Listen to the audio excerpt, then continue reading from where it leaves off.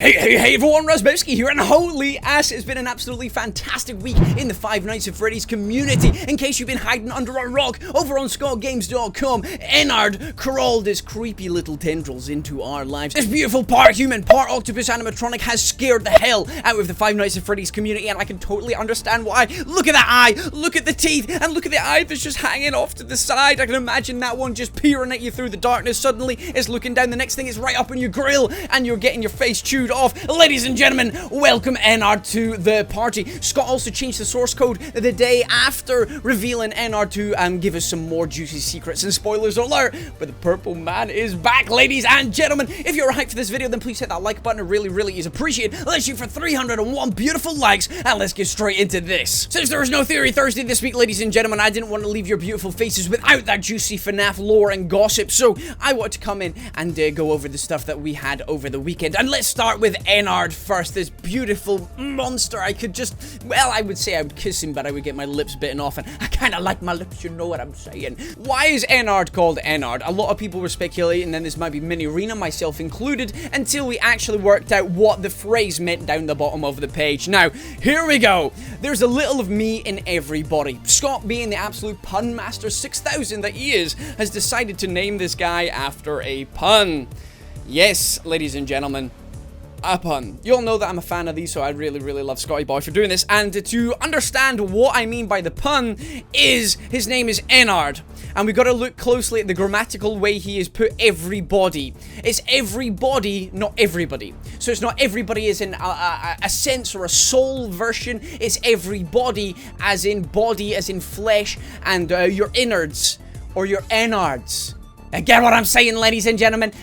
Innards are in everybody. He has got tentacles right, left, and center all over here. They could also be classed as your intestines. Your innards are right here. That's why he's called Ennard. Yeah, I know. Scott used a pun, didn't he? Scott called a character after a pun, and I love him for it. He's a juicy, clever son of a gun. So Ennard is his name. It's not 100% officially confirmed yet, but it fits more than any of the rest of them. It fits more than Mini-Rena or Biddy Bab. This guy called Ennard, it just works. It just works. It's just innards. It's absolutely perfect. It just fits so well, and I love Scott for doing it. Now, there is a fan theory that I want to go over real quick that is related to this, and it is by... The fan theory is by Kira Foxy, so thank you very much, Kira, for popping that down in the comment section below. Guys, if you have your own theory that you would like to be potentially featured in the next Theory Thursday, then pop it down in the comment section below. I love reading them all, so thank you very much for all of them. Anyway, Kira says, there's a little of me in everybody. Is it mixed of every animatronic? Now, a lot of people have said this. A lot of people have gone along and said, is it a mixture of every animatronic? Is that what it means by everybody? Is it that all the parts at some point have been stripped off of Ennard and popped on the other animatronics we see about the place, like Funtime Foxy, Funtime Freddy, etc.? Or is it the pun? I think it's still the pun, and I think that's what Scott is doing there, but it might have a double meaning. It might have a double meaning. So, all we can see here of Ennard is the head and some wires, some massive exposed wires, and I honestly think that's it. I think it just is the head and these wires, and it's going to somehow crawl about with these creepy tendrils, like that crazy contraption that was in Toy Story once upon a time.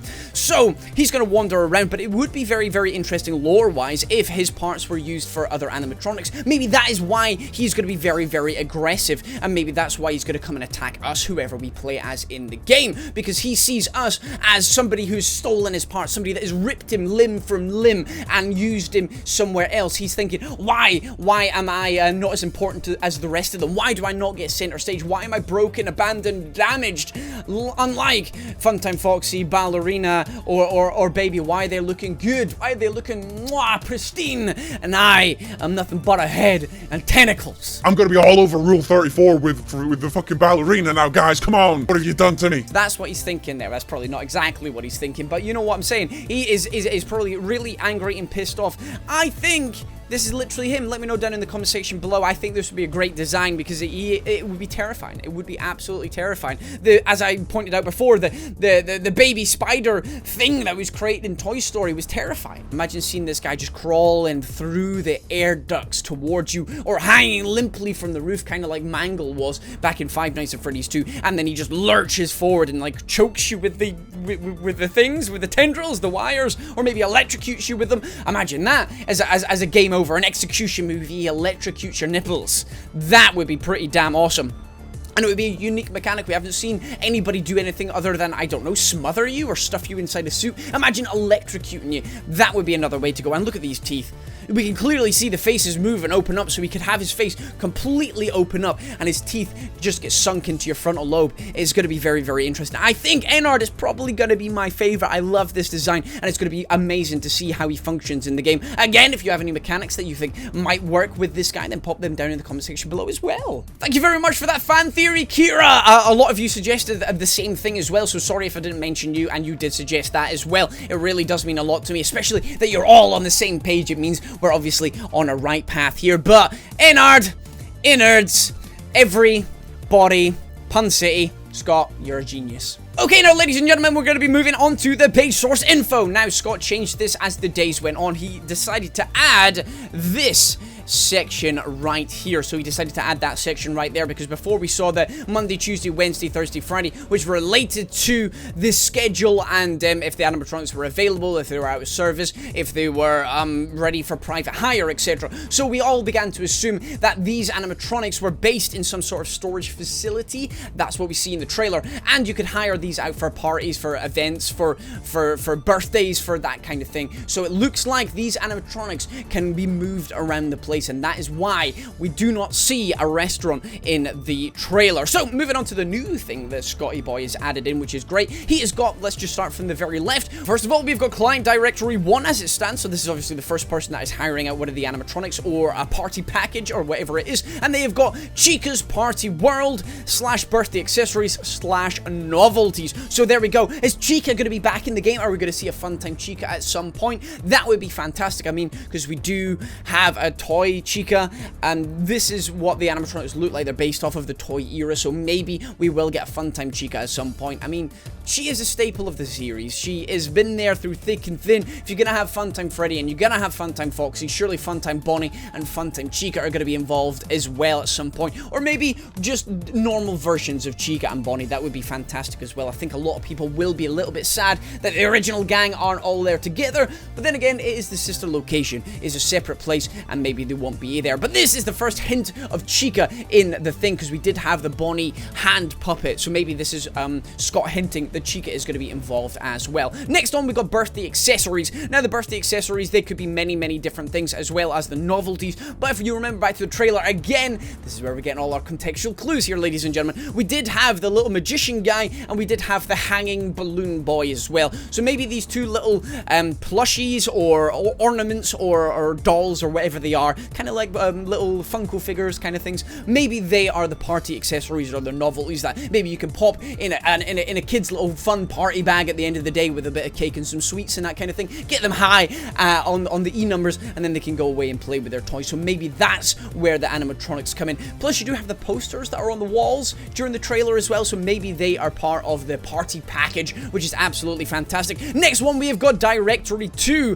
which is the private B-Day booking. We got 50L, not really sure what that is, but we've got children entry, B-Day party props, and the novelties again. So this is a private B-Day booking. So this sounds like this is for a birthday party, whereas Chica Party World before might have just been a hiring of a room. Maybe there is, like, you know how you had Pirate Cove. Maybe this is like the mini game we had before. Maybe it is something very, very similar to that, and there is like a separate room that is Chica's Party World through there. So you go through there, you get cupcakes and stuff like that. Whereas this one, a private B-Day booking, maybe the animatronics are actually going out to somebody's party, somebody's house, and then they're going to be used there in the back garden or whatever. 50L, not really sure what that is. I had a little think of it. I tried to think, is it 50 liters? Is it 50 people? But I just don't understand what the L is there. And children entertainment, I presume that's what it is, or children entertainer. Maybe it's a children entertainer, and you can actually hire a man to go out to your house as well, like a juggler or a magician or something like that. Maybe that's where the magician guy comes from.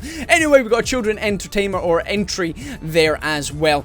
Next up, we've got client directory 3, which is CRMN Instant Project. Not Not sure at all what that means. CRMN, no idea what that is. Insta project. Maybe it's an installation project. Maybe it is it's not an Instagram project, just taking pictures of the things and popping them online. Not really sure what that one is. Maybe somebody can clue me in on that one. But the most important one of the lot, that gives us the biggest, juiciest lore is the fact that we've got a service log, maintenance, C/O, Afton Robotics. Now, ladies and gentlemen, spoiler alert!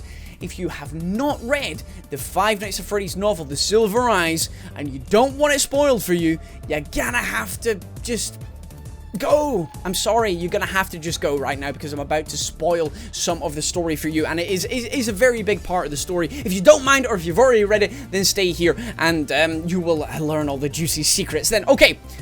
Now the disclaimer is over, ladies and gentlemen, we can move on. Afton Robotics. Now, the Purple Man. His real name in the Five Nights at Freddy's novel is actually William Afton, and he is the joint owner, or as you see here, the CEO, the co-owner of the Five Nights at Freddy's Entertainment, Fazbear Entertainment. He is the co-owner with, oh, what's the girl's name? Her father, Charlie's father. They are the co-owners. So you got these two big players in the Five Nights at Freddy's novel, and that is Charlie's father, can't remember his name at the moment, and you've got William Afton, the purple guy. Now, William was more of the business side of things, but he did deal with the robots, and maybe this is why he's got the Afton Robotics under his name, or at least maybe that's why in this version of the timeline we have got it called after Afton Robotics. So Scott did say a long time ago that the book was canon, it was just slightly reimagined for the novel, because the games and the novel, they're going to work slightly differently, and I presume the movie's actually going to be based after the novel as well.